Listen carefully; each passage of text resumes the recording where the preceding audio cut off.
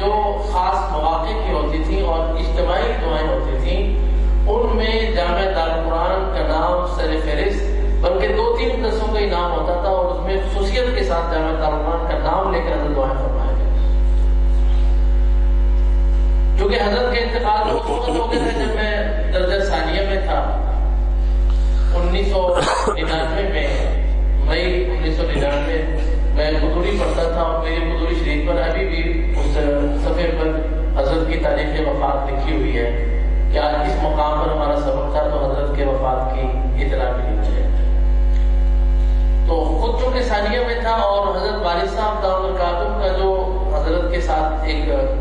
محبت کا پہلو، میں اس کے بعد ایک اور بات بھی عرض کروں گا۔ اپنے بچپن میں جب موبائل ٹیلی فون نہیں تھے، تو ہماری یہاں کی ایک سالانہ تقریب تھی ختم بخاری شریف کی۔ یہ بات اس ضمن میں آپ کو بتانا چاہ رہا ہوں کہ میرے والد صاحب کو ان کے ساتھ کتنی محبت تھی، اور میرے والد صاحب کو ان کے ساتھ کتنی عقیدت تھی، یہ ذہن میں رکھ کر میری بات سنیے۔ تو وہ کارڈلیس ہوتا تھا اس زمانے میں کہ وہ بڑا فون رکھا ہوتا تھا، تو وہ کارڈلیس اٹھا کے، تو حضرت سے ہماری بات ہو رہی تھی، حضرت بھائی صاحب رحمۃ اللہ علیہ سے، تو میں دوسرے کمرے میں ابا جان بیٹھے ہوئے تھے، تو میں ٹیلی فون لے کر ابا جی کی خدمت میں حاضر ہوا کہ حضرت بھائی صاحب رحمۃ اللہ علیہ سے آپ بات کر لیں۔ تو میرے والد صاحب اس وقت لیٹے ہوئے تھے، اور ان کے سر پر اس وقت ٹوپی مبارک نہیں تھی۔ جب انہوں نے حضرت حاجی صاحب کا نام سنا، تو میرے والد صاحب نہ صرف ایک اٹھ کر بیٹھے اور سر پر ٹوپی لی، اس کے بعد حضرت سے فون کر بات۔ آپ یہاں سے اندازہ لگائیں کہ میرے والد صاحب کو حضرت بھائی صاحب کے ساتھ کتنی محبت اور عقیدت تھی۔ اور اس کے ساتھ ہی صرف میرے والد صاحب کا حضرت کے ساتھ تعلق نہیں، بلکہ ہمارے جد حضرت قائی رحمت صاحب رحمۃ اللہ علیہ کے ساتھ حضرت بھائی صاحب رحمۃ اللہ علیہ کا بڑا گہرا تعلق، اور صرف حضرت یہ تعلق یہیں تک نہیں، بلکہ حضرت قاری فتح محمد صاحب رحمۃ اللہ علیہ ہمارے جد اعلیٰ جو ہیں، ان کے خطوط میں یہ خط بھی ملتا ہے کہ ان سے کسی ساتھی نے مدینہ طیبہ میں خط لکھ کر کے پوچھا کہ حضرت اگر آپ دنیا سے تشریف لے جائیں تو میں کن سے اپنا اصلاح کا تعلق رکھوں؟ تو حضرت نے 6 نام لکھے ہیں، ان میں سے ایک نام ہمارے حضرت حاجی محمد فاروق صاحب رحمۃ اللہ علیہ کا بھی ہے۔ یہ میں نے آپ کو بتایا کہ حاجی صاحب رحمۃ اللہ علیہ کی جو شخصیت تھی، وہ ایک جگہ پر عظیم مصلح ہونے کی بھی تھی، لیکن اس کے ساتھ ساتھ ہمارے سلسلے کا جو ایک گہرا ربط اور گہرا تعلق اور ان کی دعائیں جو شامل حال ہیں۔ حضرت اپنی حیات مبارکہ میں دارالقرآن کے سالانہ اجتماع پہ تو تشریف نہ لا سکے، لیکن میں یہ سمجھتا ہوں کہ یہ حضرت کی روح مبارکہ کا تصرف اور حضرت کی روح مبارکہ کی برکت اور سلسلے کی اس جوڑ کی برکت ہے کہ آج اللہ تبارک و تعالیٰ نے ہمیں یہ نعمت غیر مترقبہ عطا فرمائی کہ ان کے صاحبزادے ہمارے مخدوم حضرت حاجی عبد المعید صاحب دامت برکاتہ العالیہ ہمارے سامنے موجود ہیں۔ جب میرے علم میں یہ بات آئی، ہمارے محسن ہیں حافظ افتخار احمد صاحب، انہوں نے مجھے بتایا کس طرح حضرت تشریف لا رہے ہیں، تو فوراً میں نے اپنی خدمت میں درخواست پیش کی۔ میں نے کہا کہ حضرت کی ترتیب کیا؟ انہوں نے بتایا کہ حضرت کی جمعے کے دن غالباً صبح کو واپسی ہے۔ ان کی خدمت میں میں نے 3 درخواستیں پیش کی کہ آپ یہ درخواستیں حضرت کی خدمت میں پیش کر دیں۔ تو ایک درخواست یہ تھی کہ آپ مدرسین کے اجتماع میں تشریف لائیں، یہ ہمارے لیے سعادت کی بات ہے۔ اگر آج حضرت حاجی صاحب رحمۃ اللہ علیہ حیات ہوتے تو وہ اس اجتماع میں شریک ہوتے اور ان کی آنکھیں ٹھنڈی ہوتی اور اسے ضرور خوش ہوتے۔ دوسرا، میں نے یہ خدمت میں عرض کیا کہ ہمارے جامعہ عزیزیہ دارالقرآن کی سالانہ تقریب ہے جمعے کے موقع پر، وہاں صرف 2 بیانات ہوتے ہیں، تو آپ قبول فرما دیں ہماری درخواست کو اور ہمیں بیان کا وقت عنایت فرما دیں۔ تیسری درخواست یہ خدمت میں پیش کی کہ ہماری جو رات کی سالانہ تقریب ہے، اور یہ بھی میں آپ کی خدمت میں عرض کروں کہ میرا اور قاری جمیل صاحب کا تقریباً 3-4 سال سے مشورہ یہ چل رہا تھا کہ ہم کسی وقت میں سکھر جائیں اور حضرت کی خدمت میں حاضر ہوں اور ان سے عرض کریں کہ آپ مستقل جامعہ دارالقرآن کی سالانہ تقریب میں ہمیشہ رخصت ہے. لیکن اب اس کو کیا کہیں، حاج صاحب کی ہی برکت سمجھتا ہوں کہ ہم اپنی سستی کی وجہ سے نہیں جا سکے، لیکن اللہ تعالیٰ نے اپنے کرم کو یہاں پر خود ہی بھیج دیا. میرے پاس شکریہ کے الفاظ نہیں ہیں، اور دل کی گہرائیوں میں جو اس وقت کیفیت مخفی ہے میں آپ حضرات کو نہ بتا سکتا ہوں اور نہ بتائی جا سکتی ہے. ہمارا دل سچی بات یہ ہے کہ اتنا خوش ہے اس بات پر کہ حضرت ہمارے یہاں تشریف لائے ہیں، اور میں آپ نیک صلحاء اور اولیاء کے توسط سے حضرت کی خدمت میں یہ درخواست پیش کروں گا کہ اللہ تبارک و تعالیٰ آپ کا بھی اور میرے والد صاحب برکاتہ العالیہ کا بھی یہ برکتوں بھرا نعمتوں بھرا سایہ صحت و عافیت کے ساتھ دراز فرمائے ان پر. تو میں درخواست کروں گا کہ آئندہ سالوں سے ہم انشاءاللہ قبل از وقت خدمت میں حاضر ہو کر درخواست پیش کر دیا کریں گے. جامعہ دارالقرآن کو آپ کی سرپرستی تو پہلے بھی حاصل ہے، اب ہمارے جو مدرسین ہیں اس سلسلے میں بھی میں اپنے ان مدرسین جو دراصل آپ اولیاء اکرام ہیں ان کے توسط سے حضرت سے درخواست کروں گا کہ حضرت یہ ہمیں 2 دن مستقل عنایت فرما دیں جامعہ دارالقرآن کے لیے. یہ آپ کی بھی یہ خواہش ہے کہ نہیں؟ تو میں اپنے مخدوم و مکرم حضرت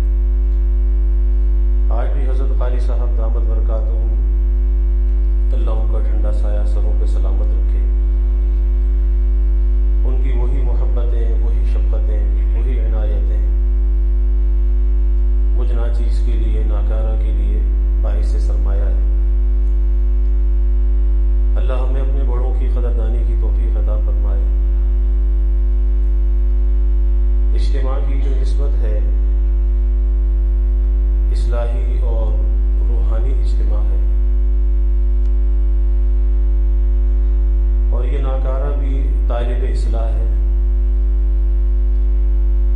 طالب اصلاح بن کر ہی آپ حضرات کے قدموں میں حاضر ہوا ہے اور اپنی روحانیت کی جو ٹوٹی پھوٹی پیاس ہے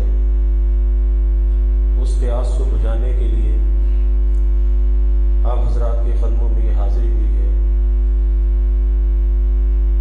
اللہ تعالی ہم سب کے اس مل بیٹھنے کو، اس اجتماع کو اپنی بارگاہ میں شرف قبولیت عطا فرمائے۔ اللہ کا جو قرآن ہے بہت عجیب یہ کلام ہے اور آپ حضرات کی نسبت بہت ہی مبارک نسبت ہے۔ مجھے ایک واقعہ اپنے مرشد حضرت مسیح امت نور اللہ مرقدہ کا یاد آیا کہ 1986 کا یہ واقعہ ہے کہ حضرت کا لاہور سے کراچی کا سفر تھا، ہندوستان سے تشریف لائے تھے اور حکیم الامت حضرت تھانوی رحمۃ اللہ علیہ کے اجل خلفاء میں سے تھے۔ تو روڑی اسٹیشن پر تھوڑی دیر کے لیے ٹرین کا اسٹاپ ہوتا ہے، 20 منٹ آدھے گھنٹے کا۔ ہمارے حضرت والی صاحب رحمۃ اللہ علیہ نے وہاں پر کچھ اہتمام کیا فرشی نشست کا اور شہر سے کافی احباب وہاں پر پہنچے۔ حضرت ٹرین سے اتر کے تشریف لائے اور حضرت نے جو اپنی گفتگو کا آغاز فرمایا تو عجیب انداز میں فرمایا۔ اللہ والوں کا جو ذہن ہوتا ہے بڑا نورانی ہوتا ہے اور ان کا جو انتقال ذہنی ہوتا ہے بہت عجیب و غریب ہوتا ہے۔ حضرت نے فرمایا کہ میں کتنا خوش قسمت ہوں کہ آج مجھے اتنے اللہ والوں کی صحبت حاصل ہے۔ پھر فرمایا کہ یوں نہ سمجھنا کہ میں خالی ایسے ہی یہ بات کر رہا ہوں، نہیں، میرے پاس اس کی دلیل بھی ہے اور اس کی دلیل یہ ہے کہ حدیث میں آتا ہے الجنس یمیل الی الجنس، کہ ہم جنس کی طرف میلان ہوتا ہے۔ تو قطع نظر اس سے کہ میں اللہ والا ہوں یا نہیں ہوں، لیکن یہ بات تو یقینی ہے کہ آپ سب حضرات اللہ والے ہیں، کہ آپ مجھے اللہ والا سمجھ کر آئے ہیں تو آپ تو یقیناً اللہ والے ہیں۔ تو آج میرے لیے بھی لائق الف شکر یہ بات ہے کہ اتنے صالحین، متقین، طالبین اور سالکین کی صحبت اور معیت حاصل ہے، اس پر اللہ رب العزت کا بے حد شکر گزار ہوں۔ انسان اپنی زندگی میں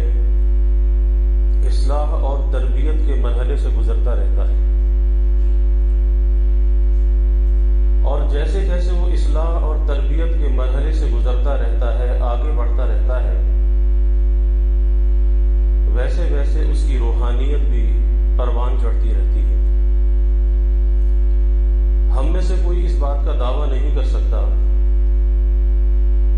کہ وہ اصلاح کے اعتبار سے کامل مکمل ہے یا تربیت کے اعتبار سے کامل مکمل ہے،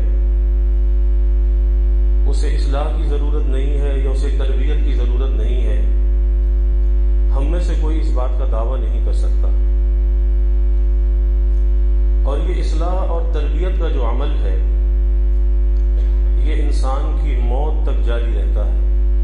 موت تک جاری رہتا ہے۔ اگر انسان اس اصلاح اور تربیت کے عمل سے غافل ہوتا ہے تو پھر نفس اور شیطان اسے اچک لیتے ہیں، وہ یا اغوائے نفسانی کا شکار ہو جاتا ہے یا اغوائے شیطانی کا شکار ہو جاتا ہے۔ جب وہ اپنے آپ سے غافل ہوتا ہے، اصلاح سے غافل ہوتا ہے، تربیت سے غافل ہوتا ہے، تو یہ اغوائے نفسانی ہوتا ہے یا اغوائے شیطانی ہوتا ہے۔ اور یہ جب ہوتا ہے کہ جب کوئی انسان اپنی حالت پر مطمئن ہو کر بیٹھ جاتا ہے کہ مجھے اب کچھ کرنے کی، سیکھنے کی اب ضرورت نہیں ہے، اطمینان، اور میرے والد صاحب رحمۃ اللہ علیہ فرمایا کرتے تھے کہ یہ اطمینان نہیں ہوتا، یہ انجماد ہوتا ہے، کہ یہ انسان ترقی سے رکا ہوا ہے، یہ منجمد ہے اور ہونا چاہیے متحرک۔ اور متحرک جب ہوتا ہے کہ جب اس کے اندر بے چینی بے کلی لگی رہے۔ صحابہ کی زندگیوں کو دیکھتے ہیں تو وہاں بھی بے چینی بے کلی نظر آتی ہے۔ رسول اللہ صلی اللہ علیہ وسلم کی حیات طیبہ کو دیکھتے ہیں تو وہاں بھی جب آپ سے یہ کہا جاتا ہے کہ آپ اتنی مشقت اتنی تکلیف کیوں برداشت کرتے ہیں، قدم مبارک پر ورم آ جاتا ہے، ساری ساری رات اللہ کے سامنے کھڑے رہتے ہیں، تو اللہ نے تو آپ سے بلند مراتب کا وعدہ کر لیا، اگلی پچھلی خطاؤں کو معاف کر دیا، تو آپ اتنی تکلیف کیوں برداشت کرتے ہیں؟ لیکن وہی بات، وہ بے چینی بے کلی، اللہ کے ساتھ تعلق میں ترقی کا شوق جذبہ، تو کیا فرمایا؟ افلا اکون عبدا شکورا، کیا میں اپنے رب کا شکر گزار بندہ نہ بنوں؟ آج ہماری کیفیت یہ ہے کہ اگر ہم اپنی دینی نسبتیں کچھ حاصل کر لیتے ہیں، علم کی نسبت ہے، قرآن کی نسبت ہے، اور پھر دینی خدمات سے جب ہم وابستہ ہو جاتے ہیں تو پھر اس کے بعد ہم کچھ اپنے آپ سے غافل ہونے لگتے ہیں، اور ہماری اس غفلت کا نتیجہ یہ ہوتا ہے کہ ہماری دینی خدمات تو جاری ہوتی ہیں، ہماری عبادات بھی جاری ہوتی ہیں، لیکن اس کے ساتھ ساتھ اس عمل کی جو برکت ہے، اور کسی بھی عمل کی جو برکت ہوتی ہے وہ اس کی روح ہوا کرتی ہے، تو ہم اس عمل کی برکت سے محروم رہتے ہیں۔ اور وجہ یہ ہوتی ہے کہ ہم اپنے تئیں یہ سمجھ لیتے ہیں کہ ہماری منزل یہی تھی، ہماری معراج یہی تھی، بس وہ تو ہم نے حاصل کر لی، بس ہمیں یہیں تک پہنچنا تھا۔ تو ہمیں اس سوچ کو اپنے دماغوں سے نکالنا چاہیے کہ ہماری ترقی کا سفر تو موت تک چلتا ہے، اور ہم کسی ایک جگہ پر پہنچ کر کیوں اطمینان کر لیتے ہیں کہ بس ہم نے اپنی منزل کو پا لیا ہے اور ہم اس سے آگے نہیں بڑھ سکتے۔ اس سوچ کو اپنے اندر سے ہٹانا چاہیے۔ اور یہ آیت جو میں نے اس وقت پڑھی تو اس میں عباد الرحمن کی شان کو اللہ نے بیان کیا ہے، اور آپ حضرات سے بڑھ کر عباد الرحمن کون ہوگا؟ رحمان کے خاص بندے، جن کی نسبت علم کے ساتھ بھی ہے، قرآن کے ساتھ بھی ہے، لیکن اس کے ساتھ جو اس کی شان بیان کی جا رہی ہے کہ یہ رحمان کے خاص بندے کس وجہ سے ہیں، تو یہ رحمان کے خاص بندے اس وجہ سے ہیں کہ یہ زمین پر عاجزی کے ساتھ چلتے ہیں، ہون کے ساتھ چلتے ہیں، عاجزی ان کے ساتھ، اور اخلاق حمیدہ میں، ملکات فاضلہ میں یہ جو عاجزی ہے، دل کی تواضع ہے، دل کی نرمی ہے، دل کا جھک جانا ہے، یہ بڑا اہم مقام ہے مقامات باطنہ کے اندر، بہت اہم مقام ہے۔ اکثر یہ تو ہوتا ہے کہ انسان بہت سی چیزوں کے اندر اپنے پیمانے مقرر کر لیتا ہے، اپنی ذات کے لیے، اپنے کام کے لیے،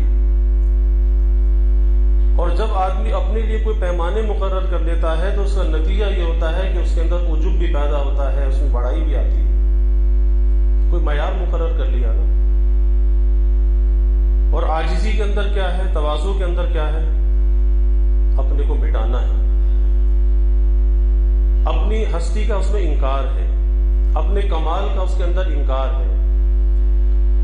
اور پھر جو اپنے کو مٹاتا ہے اللہ اسی کو بڑھاتا ہے۔ من تواضع للہ، جو اللہ کے لیے عاجزی اور تواضع کو اختیار کرے پھر اللہ اسے رفعت اور بلندی عطا فرماتا ہے۔ وہ تواضع بھی للہ ہونی چاہیے، للنفس نہیں ہونی چاہیے، للناس نہیں ہونی چاہیے، وہ اللہ کے لیے ہونی چاہیے۔ اس میں اس بات کی چاہت نہ ہو کہ میں لوگوں کی نظر کے اندر بڑا بن جاؤں، نہیں، اللہ کی رضا کے لیے۔ اور پھر جب اللہ کی رضا کے لیے انسان اپنے کو مٹاتا ہے، اپنے کو چھپاتا ہے، اللہ اس کے اندر وہ جاذبیت، وہ کشش پیدا کرتا ہے، وہ خوشبو پیدا کرتا ہے کہ پھر اسے کسی کو بتانا نہیں پڑتا کہ میں کون ہوں، میرا نام کیا ہے اور میرا کام کیا ہے. پھر خود بخود لوگوں کی کشش اس کی طرف ہوتی ہے. امام شافعی رحمۃ اللہ علیہ فرماتے ہیں کہ یہ تواضع جب تک آدمی اس کی تخم ریزی نہیں کرتا اس وقت تک لوگوں کے دلوں میں اس کی محبت نہیں آتی. اس کی مثال ایک بیج کی ہے کہ جب تک اس کی تخم ریزی نہیں کرتا، یعنی تواضع کا بیج اس دل کی زمین پر نہیں ڈالتا، اس وقت تک لوگوں کے دل کے اندر اس کی محبت نہیں آتی. اور فرمایا کہ جب تک آدمی قناعت کو اختیار نہیں کرتا، امام شافعی رحمۃ اللہ علیہ فرماتے ہیں اس وقت تک اس کی زندگی کے اندر راحت اور سکون نہیں آتا جب تک کہ وہ قناعت کو اختیار نہیں کرتا. تو ہمیں یہ دیکھنا چاہیے کہ اللہ رب العزت نے ہمارے ساتھ نسبتیں تو بہت اونچی لگائی ہیں، لیکن ان نسبتوں کی جو روح ہے، کیا ان نسبتوں کی روح ہمیں حاصل ہے یا نہیں ہے؟ یا ہم نے کوئی ظاہر کی چیزوں کو بس اپنا عروج اور اپنا کمال سمجھ لیا اور ہم اس کی روح کو حاصل کرنے سے غافل ہیں؟ اور یہ اجتماع بہت ہی بابرکت اجتماع ہے، اور اس اجتماع کی حقیقت یہی ہے کہ مثال پورے پاکستان میں کیا کہیں بھی نہیں ملتی کہ اس طرح سے اساتذہ کرام کو بٹھا کر اور اس طرح سے ایک مکالمہ اور مذاکرہ ہو. یہ مثال کہیں بھی نہیں ملتی، کیونکہ اساتذہ کرام کی وہ ذات ہے، وہ ہستی ہے کہ جہاں پر طلباء نہ صرف یہ کہ قرآن سیکھتے ہیں یا علم حاصل کرتے ہیں، ایک ان کے سامنے گویا کہ زانوئے ادب طے کرتے ہیں. اب ایک استاد وہ جتنے اعلیٰ اخلاق کا، جتنے اعلیٰ کردار کا حامل ہوگا، اس کے اچھے اخلاق اور اس کے اچھے کردار کا اثر طلباء کے اندر منتقل ہوتا چلا جائے گا. یہ انسان کی اپنی ذات کے اوپر ہے کہ وہ کتنے اچھے اخلاق کا حامل ہے، کتنی اچھی گفتار کا وہ حامل ہے. اور کبھی ایسا بھی ہوتا ہے کہ اگر اس کی عادات اور اخلاق اچھی نہیں ہے، اگر اس کی گفتار اچھی نہیں ہے اور اس کی گفتار میں کچھ ہلکے الفاظ کا انتخاب ہوتا ہے، تو ان بچوں کی زبانوں پر وہی ہلکے الفاظ بھی ہوتے ہیں. اور کبھی ایسی بھی نوبت آتی ہے، مجھے خود ایک صاحب نے کہا کہ میرا بچہ سکھر کا واقعہ ہے کہ فلاں مکتب میں پڑھتا ہے، اور استاد نے اس کے سامنے یہ الفاظ ادا کیے، اس بچے کے ذہن میں بیٹھ گئے، اور وہ گھر آ کے اپنے والد سے پوچھتا ہے کہ بابا اس کا کیا مطلب ہے کہ ہمارا استاد یہ الفاظ کہتا ہے. ہم سمجھتے ہیں کہ شاید یہ ہمارا فعل ہے، بس ہماری زبان کا نکلا ہوا لفظ ہے. نہیں، وہ چیزیں ذہنوں کے اندر نقش ہو جاتی ہیں. اور استاد کی ذمہ داری یہ ہے کہ وہ طلباء کے اندر اچھائیوں کو منتقل کرے، صرف الفاظ کو منتقل نہ کرے بلکہ ان کی کردار سازی پر بھی محنت کرے، اخلاق کے اوپر بھی محنت کرے، اچھا انسان بنانے پر محنت کرے. اور جس عمر میں بچہ مکتب کے اندر آتا ہے، وہ عمر کا حصہ ایسا ہوتا ہے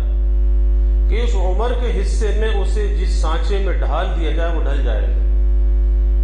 جیسی عادات اور اطوار اور عادات اس کے اندر ڈال دی جائیں گی وہ اس کے اندر پختہ ہو جائیں گی.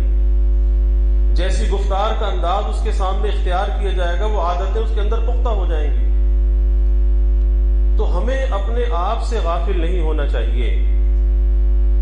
بلکہ ہمیں اپنا جائزہ لینا چاہیے. جو میں نے ابتدا میں بات عرض کی کہ انسان تربیت کے مراحل سے گزرتا رہتا ہے اور اسے اصلاح کی ہمیشہ ضرورت ہوتی ہے. اب اس کا طریقہ کیا ہے؟ اس کا طریقہ یہ ہے کہ ہمیشہ اپنا محاسبہ کرنے کی عادت ہونی چاہیے، اپنا احتساب، خود احتسابی. آج ہم دوسروں کا احتساب تو کرتے ہیں لیکن ہم اپنے احتساب پر کبھی نظر نہیں لے کر جاتے کہ ہمیں بھی کسی احتساب کی ضرورت ہے. اور ہمیں بجائے اس کے کہ دوسروں کے محتسب بنے، پہلے اپنا محتسب ہونا چاہیے، پہلے اپنا احتساب کرنا چاہیے. اور جب تک انسان اپنا محتسب نہیں بنتا، اپنا احتساب نہیں کرتا، یاد رکھیے کہ اس کے لیے ترقی کے دروازے، ترقی کے راستے کھلتے نہیں ہیں، مسدود رہتے ہیں، کیونکہ انسان ہمیشہ غلطیاں کر کے سیکھتا ہے، اور غلطیوں سے مبرہ ہم میں سے کوئی بھی نہیں ہے، غلطی ہم سے یقیناً ہوتی ہے۔ اب ایک تو یہ ہے کہ ان غلطیوں سے صرف نظر کر لی جائے، ان غلطیوں سے نہ سیکھا جائے تو زندگی تو گزر جائے گی، لیکن زندگی بڑی بے ترتیب سی ہوگی، بڑی بے ڈھنگی سی ہوگی، اور اس زندگی کے اندر انسان کوئی عروج، کمال روحانی طور پر، باطنی طور پر، نسبت مع اللہ کے اعتبار سے حاصل نہیں کر سکے گا۔ جو اپنی غلطیوں سے صرف نظر کرتا رہا، کہ بس سب ٹھیک ہے، سب ٹھیک ہے، اکثر ہماری عادت یہی ہوتی ہے۔ اور ایک وہ انسان ہے کہ جو کسی سے گفتگو بھی کرتا ہے، وہ گفتگو کر کے سوچتا ہے کہ میرے الفاظ کا انتخاب صحیح تھا یا نہیں تھا، میرے تکلم کا انداز صحیح تھا یا نہیں تھا، کیا اس سے بہتر میں الفاظ کا انتخاب کر سکتا تھا، کیا اس سے بہتر میرا انداز تکلم ہو سکتا تھا۔ جس کے اندر یہ فکر ہوگی وہ شخص ترقی کے منازل طے کرتا چلا جائے گا۔ 1992 میں اپنے حضرت والد صاحب رحمۃ اللہ علیہ کے ساتھ ہندوستان کا سفر ہوا، جلال آباد کا، اور ہمارے شیخ حضرت مسیح الامت رحمۃ اللہ علیہ کا وہ بیماری کا زمانہ تھا، آخر زمانہ تھا۔ اب اس سے اندازہ لگائیے کہ شیخ کے دل دماغ میں اپنے مرید کی باتوں کی کتنی اہمیت ہوتی ہے، اور وہ چھوٹی سے چھوٹی بات بھی چاہتا ہے کہ اس کے اندر سے یہ چھوٹی غلطی بھی نہ ہو۔ تو اچانک ہم مہمان خانے میں ٹھہرے ہوئے تھے، حضرت کی طرف سے خادم آیا، اور خادم نے آ کر کہا کہ حضرت آپ کو بلا رہے ہیں۔ تو والد صاحب کی عادت تھی کہ کبھی بغیر وضو کے اپنے شیخ کے چہرے پر نظر نہیں ڈالتے تھے، بغیر وضو کے کبھی نہیں جاتے۔ فوراً اٹھے، وضو بنانے گئے، انجائنا کے دل کے مریض تھے، دل کی تکلیف شروع ہو گئی، زبان کے نیچے گولی رکھی، اور اپنی لاٹھی ٹیکتے ہوئے حضرت کے مجلس خانے کے سامنے تشریف لے گئے۔ تو اب حضرت کیا فرما رہے ہیں؟ شیخ کی نظر کہاں پر ہوتی ہے؟ حضرت فرما رہے ہیں کہ تقریباً کوئی 10-15 سال پہلے پاکستان کا سفر ہوا تھا، آپ بھی میرے ساتھ تھے، ہم کراچی بھی گئے تھے۔ کراچی میں کسی صاحب نے آپ سے ایک مسئلہ پوچھا تھا، اور آپ نے اس مسئلے کا جواب دیا تھا، اور آپ نے جواب بھی صحیح دیا تھا، لیکن ایک بات میرے ذہن میں اٹکی ہوئی ہے کہ انداز اور نرم ہونا چاہیے تھا، انداز اور نرم ہونا چاہیے تھا۔ اب 15 سال 20 سال پرانی بات ہے، شیخ کے ذہن میں ہے، اور اتنا بیماری کا زمانہ ہے کہ حضرت بستر پر لیٹے ہوئے ہیں، لیکن وہ ایک بات ہے کہ بس وہ پہنچانی ہے کہ جواب بھی آپ نے صحیح دیا تھا، اس میں بھی کوئی بات نہیں ہے، لیکن بس انداز تھوڑا سا اور نرم ہونا چاہیے تھا۔ اب یہ شیخ جو ہے نا، وہ دیکھتا ہے اپنے مرید کو، وہ جانچتا ہے۔ آج ہم تو ان چیزوں سے غافل ہیں، ہمیں اپنے انداز تکلم کا کچھ پتہ نہیں چلتا کہ ہم کس طرح سے گفتگو کر رہے ہیں، بڑوں کے سامنے کیسی گفتگو کرنی چاہیے، چھوٹوں کے سامنے کیسی گفتگو کرنی چاہیے۔ آج ہم اس سے بالکل ان باتوں کو بھولے ہوئے ہیں، اور یہی وہ چھوٹی چھوٹی غلطیاں ہوتی ہیں جو غلطیوں کا مجموعہ بن جاتی ہیں، اور جب وہ غلطیوں کا مجموعہ بن جاتی ہیں، یہ غلطیاں حجاب بن جاتی ہیں، رکاوٹ بن جاتی ہیں انسان کی ترقی میں، تعلق مع اللہ میں آگے بڑھنے میں، یہ چیزیں رکاوٹیں بن جاتی ہیں۔ حکیم الامت مجدد تھانوی رحمۃ اللہ علیہ فرمایا کرتے تھے کہ کوئی شخص اجنبی اگر میرے پاس آتا ہے، اور اس اجنبی شخص میں اگر 99 خرابیاں ہوتی ہیں اور ایک خوبی اس کے اندر ہوتی ہے، تو میری نظر اس کی 99 خرابیوں پر نہیں ہوتی، میری نظر اس کی ایک خوبی پر ہوتی ہے، ایک خوبی پر ہوتی ہے۔ لیکن فرمایا کہ اگر کوئی ایسا شخص ہے کہ جس کا مجھ سے تعلق ہے، اصلاح و تربیت کا، بیت کا، اگر اس کے اندر 99 خوبیاں ہوتی ہیں اور ایک اس کے اندر اگر خامی ہوتی ہے، تو میری نظر اس کی 99 خوبیوں پر نہیں ہوتی، میری نظر اس کی ایک خامی پر ہوتی ہے کہ یہ ایک خامی بھی اس کے اندر کیوں رہے، کہ اگر میں نے اس کی ایک خامی سے صرف نظر کیا، درگزر کیا، تو یہ تو خیانت ہوگی اس تعلق کے اندر، تو ایک خامی بھی اس کے اندر کیوں رہے۔ تو بھائی ہمیں اس بات کا سبق حاصل کرنا چاہیے، اس بات کو اپنے پلے باندھنا چاہیے کہ اپنی حالت پر اطمینان نہیں ہونا چاہیے، بلکہ ایک اندر سے ایک کشمکش کی کیفیت رہنی چاہیے، ایک تراش خراش رہنی چاہیے، ایک بے چینی بے قلی لگی رہنی چاہیے، اور اپنے کسی بھی عمل سے، ہمارے حضرت والد صاحب رحمۃ اللہ علیہ فرماتے تھے کہ بھئی اگر اپنی نماز کو قیمتی بنانا چاہتے ہو تو 2 رکعت نماز پڑھ کے پھر اس کے اندر غور کرو کہ اس میں کمی کیا رہ گئی، اور جو کمی محسوس ہو پھر اگلی نماز میں اس کمی کو دور کرو، اور پھر سوچو کہ اس میں کیا کمی رہ گئی۔ جب آدمی سوچتا ہے تو اسے کمی کا احساس ہوتا ہے، اس طرح سے اس کی عبادت کامل ہوتی چلی جاتی ہے، اس میں کمال حاصل ہوتا چلا جاتا ہے۔ اسی طرح سے اور چیزوں کے اندر ہے، تو اصلاح کے مرحلے سے ہمیں زندگی کے آخری سانس تک گزرنا ہے، تربیت کے مرحلے سے زندگی کے آخری سانس تک گزرنا ہے، اور اس کے لیے بھائی عاجزی اور تواضع ہے، کیونکہ تکبر، عناد، استکبار یہ ایسی چیز ہے، ایسی رکاوٹ ہے کہ یہ انسان کو اللہ والوں کی برکات سے محروم کر دیتی ہے۔ رکاوٹ ہوتی ہے نا کہ میں کسی کے پاس کیوں جاؤں، میں سب کچھ خود کر سکتا ہوں، مجھے کسی کے پاس جانے کی ضرورت نہیں ہے۔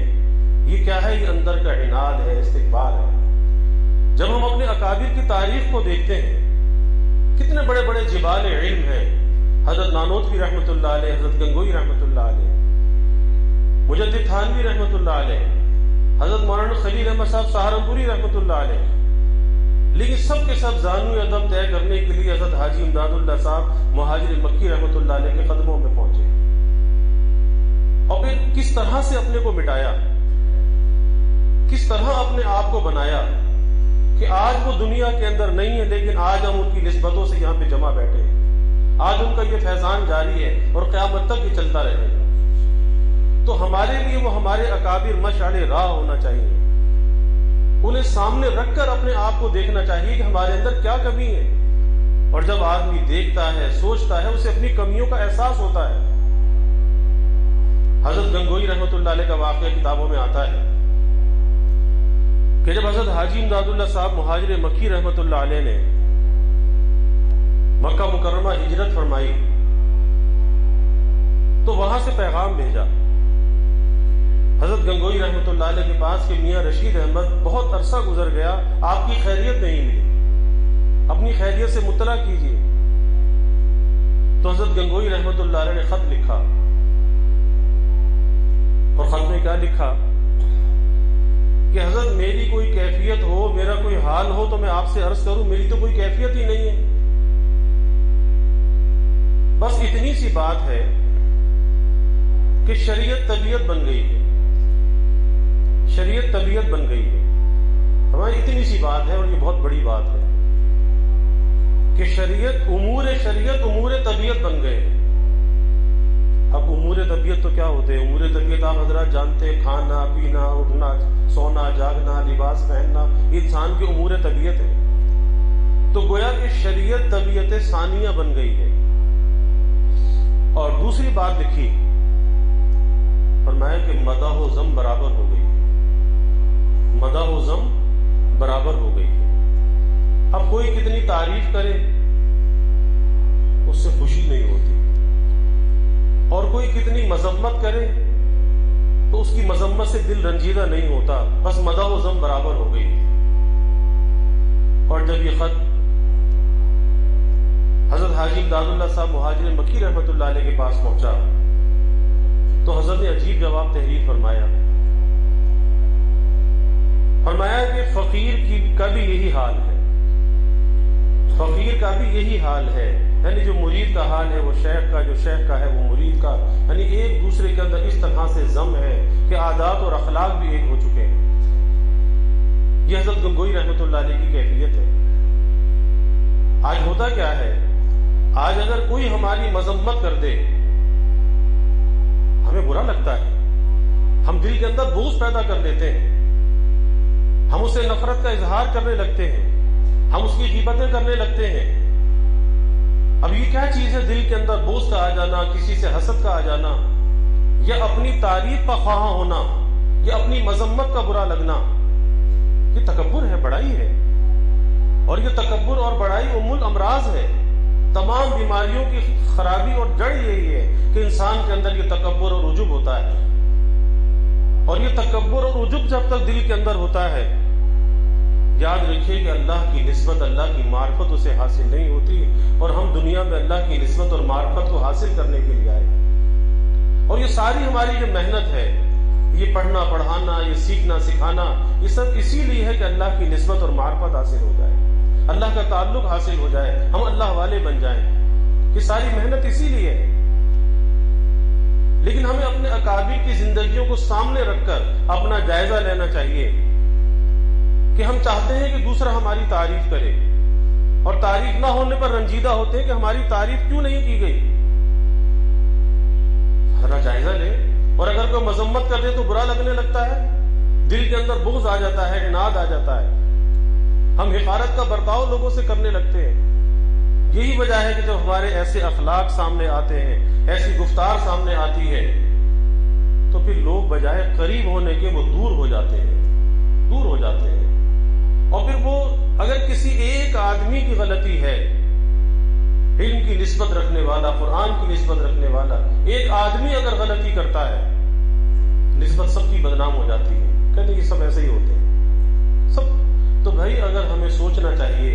ہم سب ایک فکر کے لیے یہاں پر بیٹھے ہیں کہ اگر ہم نیک نامی کا ذریعہ نہیں بن سکتے تو کم از کم بدنامی کا ذریعہ تو نہ بنے، اپنی ذات کے لیے، اپنے بڑوں کے لیے، اپنے ادارے کے لیے، اپنے اساتذہ کے لیے کم از کم نیک نامی اگر نہیں کر سکتے تو کم از کم بدنامی تو نہ کریں۔ کیونکہ ہوتا یہی ہے کہ نسبت ہمیشہ بڑوں کی بدنام ہوتی ہے کہ جی فلاں کا بیٹا ہے، اس نے یہ کام کیا ہے، اور فلاں کا شاگرد ہے، فلاں مدرسے کا پڑھا ہوا ہے، تو نسبتیں بڑوں کی بدنام ہوتی ہیں۔ اس لیے نسبت کا خاص خیال رکھنا چاہیے۔ حضرت مفتی محمد شفیع صاحب رحمۃ اللہ علیہ نے واقعہ بیان کیا کہ حضرت مفتی تقی عثمانی صاحب دامت برکاتہم نے کہ ایک مرتبہ شیخ الحدیث حضرت مولانا زکریا صاحب کاندلوی رحمۃ اللہ علیہ کو دارالعلوم کراچی میں بلایا گیا، اور جب طلباء کے سامنے حضرت بیان کرنے کے لیے بیٹھے تو بس ایک بات کہہ کے بات کو ختم کر دی، اور وہ ایک بات ہم سب کے لیے ہے، کاش کہ اسے ہم اپنے دل کے اندر جگہ دیں۔ بس حضرت نے ایک بات فرمایا کہ پیارو اپنی نسبت کا خیال کرو، پیارو اپنی نسبت کا خیال کرو، کہ جو نسبت علم کے ساتھ ہے، قرآن کے ساتھ ہے، مدرسے کے ساتھ ہے، اساتذہ کے ساتھ ہے، یہ نسبتیں ہیں۔ پھر اللہ کے ساتھ نسبت ہے، اللہ کے حبیب صلی اللہ علیہ وسلم کے ساتھ نسبت ہے، قرآن کے ساتھ نسبت ہے، یہ ساری نسبتیں ہیں۔ تو نسبت کا خیال کرو، اس نسبت کی لاج رکھنے کی کوشش کرو کہ ہماری کسی بدعملی کی وجہ سے یہ نسبتیں بدنام نہ ہو جائیں، ان نسبتوں پر کوئی آنچ نہ آئے، اپنی زندگیوں کو اس کام کے لیے وقف کرنا چاہیے۔ اکابر کے بھائی بے شمار واقعات ہیں، تو وقت بھی ہو گیا ہے، آگے بھی آپ حضرات نے انتظار ہے، کسی اور بھی کوئی پروگرام ہے، تو میرا مقصد صرف یہی ہے، میرے معروضات کا خلاصہ یہی ہے کہ بھئی ہمیں اصلاح اور تربیت کی فکر کرنی چاہیے، اور اس روحانیت کو حاصل کرنے کے لیے قرآن روحانیت کا مرکز اور منبع ہے۔ لیکن اس کی روحانیت حاصل کس طرح سے ہوتی ہے؟ جب ہم اس قرآن کے تقاضوں کو پورا کرتے ہیں، اس قرآن کے احکامات پر عمل کرتے ہیں، اس کتاب زندگی کو گزارتے ہیں، اور اس کا عملی نمونہ ہمیں صحابہ میں نظر آتا ہے، اس کا عملی نمونہ اپنے اکابر کی زندگیوں میں نظر آتا ہے۔ جو آدمی ان کو مشعل راہ بناتا ہے، پھر ایسے آدمی کے لیے ترقی کے دروازے کھلے ہوئے ہیں۔ اور اگر ہم اپنی حالت سے مطمئن ہو کر اور جیسے چل رہے بس چلتے رہتے ہیں تو بھائی ہم ترقی نہیں کر رہے، پھر تنزلی ہے، پھر یہ انجماد ہے، اور وقت گزر جائے گا لیکن ہم اپنی جگہ پر ترقی سے رہ جائیں گے، اور اس دنیا میں ہمارے آنے کا مقصد جو ہے وہ ترقی کے لیے دنیا میں بھیجا گیا ہے، ورنہ تو انسان عالم ارواح میں بھی تھا، لیکن وہاں پر یہ وجود اس کے پاس نہیں تھا۔ اس وجود کو دے کر اللہ نے اس لیے بھیجا ہے کہ یہاں اللہ کی نسبت اور معرفت میں ترقی کر کے جاؤ، اللہ کا تعلق لے کر جاؤ۔ تو اللہ تعالیٰ سے یہ دعا ہے کہ اللہ ہمیں اصلاح کا صحیح فکر عطا فرما دے۔ اور ایک بات اور ہمارے حضرت مسیح امت رحمۃ اللہ عرض کیا کرتے تھے، فرمایا کرتے تھے کہ دینی خدمات سے وابستہ ہونے کے بعد، ایک مدرس ہے وہ تحفیظ کے کام میں لگا ہوا ہے، ایک عالم ہے وہ علم دین پڑھا رہا ہے، تو دینی خدمات سے وابستہ ہونے کے بعد اکثر یہ ہوتا ہے کہ ہم اپنے ذاتی معمولات کو چھوڑ دیتے ہیں، اور ہمارے ذہنوں کے اندر ایک بات آتی ہے کہ یہ جو ہم سب کچھ محنت کر رہے ہیں، صبح سے شام تک ہم لگے ہوئے ہیں، تو یہ بھی تو دین کی خدمت ہے، تو پھر اس خدمت کے ساتھ پھر ہمیں تنہائی میں بیٹھنا، کوئی ذکر کرنا، کوئی مراقبہ کرنا، پھر ہمیں اس کی کیا ضرورت ہے؟ یہ سارا دن تو دین کی خدمت میں ہم لگے ہوئے ہیں۔ میرے شیخ حضرت مسیح امت رحمۃ اللہ علیہ فرمایا کرتے تھے کہ رسول اللہ صلی اللہ علیہ وسلم سے جب یہ کہا جا رہا ہے فَإِذَا فَرَغْتَ فَانصَبْ وَإِلَىٰ رَبِّكَ فَارْغَب، تو بھئی آپ صلی اللہ علیہ وسلم سے بڑھ کر کون مبلغ ہوگا، اور آپ سے زیادہ مصروف کون ہوگا؟ لیکن اس کے باوجود آپ سے یہ کہا جا رہا ہے کہ جب آپ اپنے فرائض منصبی سے فارغ ہو جائیں تو تنہائی میں، خلوت میں اللہ کی طرف رجوع ہو جائیں۔ اور یہ دو چیزیں انسان کے لیے بہت ضروری ہیں،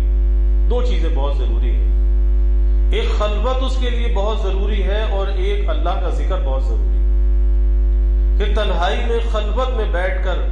اللہ کا ذکر کرنا چاہیے، اور اس تنہائی اور خلوت کو اللہ تعالیٰ کی یاد کے ساتھ آباد کرنا چاہیے۔ آج افسوس کے ساتھ کہنا پڑتا ہے کہ خلوت کو آج ہم موبائل فون کے ساتھ آباد کرتے ہیں، سوشل میڈیا کے ساتھ آباد کرتے ہیں، اور یہ چھوٹا سا پرزہ، بظاہر چھوٹا سا آلہ، یہ اس زمانے کا سب سے بڑا دجالی فتنہ ہے، کہ جس کے ذریعے سے بے حیائی، بے شرمی پروان چڑھ رہی ہے، اور جن بری چیزوں کے ساتھ انسان اپنی خلوت کو خراب کرتا ہے، اپنے خیالات کو پراگندہ کرتا ہے، تو یاد رکھیے کہ وہ چیزیں انسان کا پیچھا نہیں چھوڑتی، وہ صرف وقتی کوئی تفریح تباہ نہیں ہوتی کہ بس ایک کوئی تفریح تباہ کی کر لی،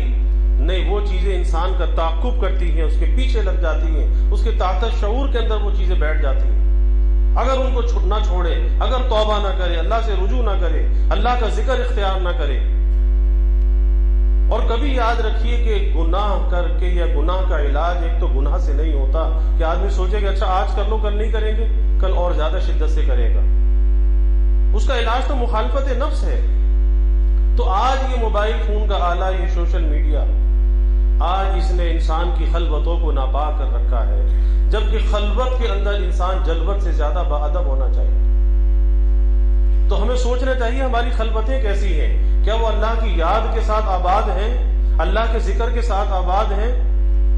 تو ایک اللہ کا ذکر ہے، ایک خلوت ہے، اور اس خلوت میں بھی اپنا احتساب ہے، مراقبہ ہے، محاسبہ ہے اس خلوت کے اندر، اور جب آدمی اپنا محاسبہ اور مراقبہ کرتا ہے، یہ چیز اس کے لیے ترقی کے راستے کھول دیتی ہے، انسان کا آگے ترقی کا سفر شروع ہو جاتا ہے۔ تو اللہ تعالیٰ سے دعا ہے کہ اللہ تعالیٰ اس اجتماع کی برکات مجھے بھی نصیب فرمائے، اور اس اجتماع کو اللہ بےحد کامیاب فرمائے،